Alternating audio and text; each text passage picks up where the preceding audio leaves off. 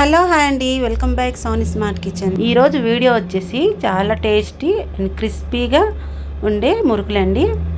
అలాగే ఈ మురుకులు 1 మంత్ వరకు అయితే మెత్తబడకుండా చాలా క్రిస్పీగా అలాగే చాలా టేస్టీగా కూడా ఉంటుంది. ఇలా మురుకులు చేసి మనం స్టోర్ చేసుకుంటే పిల్లలు స్కూల్ నుంచి రాగానే స్నాక్స్ లాగా ఇవ్వచ్చు. అలాగే మనం కూడా టీ టైంలో ఒక స్నాక్స్ లాగా తీసుకోవచ్చండి. ఈవినింగ్ టైంలో బయట బోండాలు బజ్జీలు తినకుండా ఇంట్లోనే ఇలా హెల్తీగా స్నాక్స్ చేసుకొని తినొచ్చండి.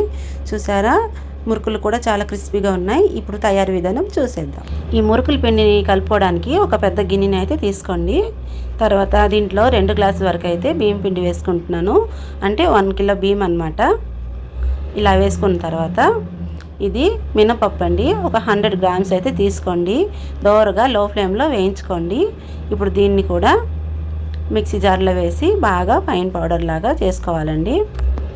అంటే 1 కిలో బియ్యం పిండికి 100 గ్రామ్స్ ఉద్దిపప్పు అన్నమాట. అలా కరెక్ట్గా కొలతలతో చేసుకోవాలి. అప్పుడే మురుకులు చాలా టేస్టీగా ఉంటుంది. ఇప్పుడు చూసారా, ఉద్దిపప్పు కూడా బాగా పొడి చేసేసాం కదా. ఆ పొడిని ఇలా జల్లెడలో వేసుకొని ఆ బియ్యం పిండి మీదే ఇలా జల్లించుకోండి. ఇలా జల్లించుకున్న తర్వాత ఈ బియ్యం పిండి ఇంకా ఉద్దిపప్పు పౌడర్ని మొత్తం ఒకసారి కలిపేయండి. దీంట్లోకి 100 గ్రామ్స్ అయితే పచ్చి నువ్వులే ఇలా వేసుకోండి. అలాగే కారానికి సరిపడా మిరప్పొడిని కూడా వేస్తున్నాను.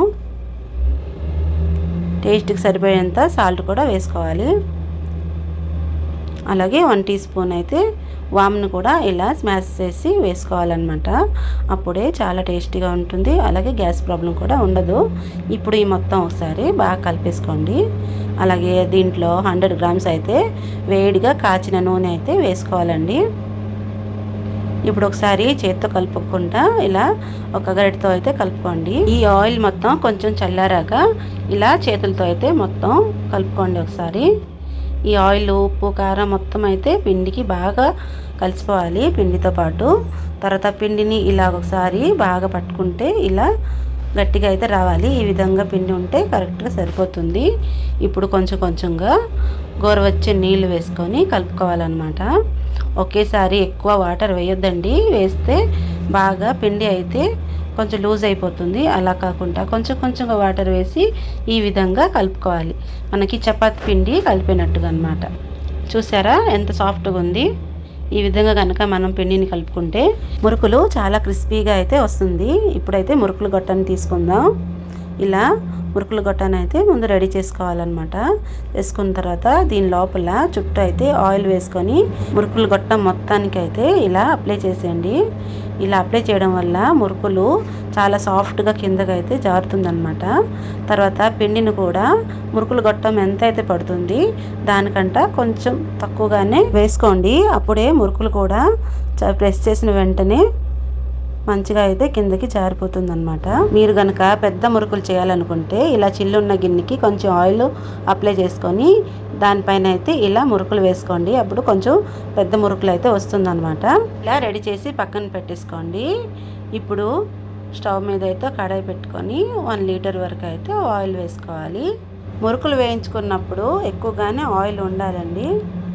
ఆయిల్ హీట్ అయ్యాక ఇలా మనం ముందుగానే రెడీ చేసుకున్న మురుకులు అయితే కొంచెం స్లోగా ఇలా వేసుకోండి.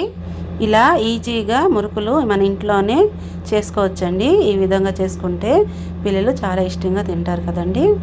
అలాగే చాలా రోజులు కూడా నిల్వ ఉంటుంది. పిల్లలకి బయట ఫుడ్ ఇవ్వకుండా ఇంట్లోనే ఇలా స్నాక్స్ చేసుకోండి. అలాగే చిన్న చిన్న మురుకులు కావాలనుకుంటే ఇలా చిల్లులు ఉన్న చిన్న గరిటె మీద కూడా వేసుకొని ఈ విధంగా వేసుకోండి. చాలా ఈజీ అండి, చాలా ఈజీ ప్రాసెస్. ఈ విధంగా చేసుకోండి. ఇలాంటి టేస్టీ అండ్ ఈజీ రెసిపీల కోసం మా ఛానల్ని అయితే సబ్స్క్రైబ్ చేసుకోండి. వీడియో నచ్చితే ఒక లైక్ చేయండి. అంతే అండి. మురుకుల్లో ఈ బబుల్స్ మొత్తం అయితే పోయేంత వరకు లో ఫ్లేమ్లోనే వేయించుకోవాలండి. అప్పుడే మురుకులు చాలా క్రిస్పీగా ఉంటాయి అన్నమాట. చూసారా ఎంత క్రిస్పీగా, చాలా బాగున్నాయి కదండి. ఇలాంటి మరెన్నో రెసిపీ కోసం మన ఛానల్ని సపోర్ట్ చేయండి. నెక్స్ట్ ఇంకో రెసిపీతో మీ ముందుకు వస్తాను. Bye bye.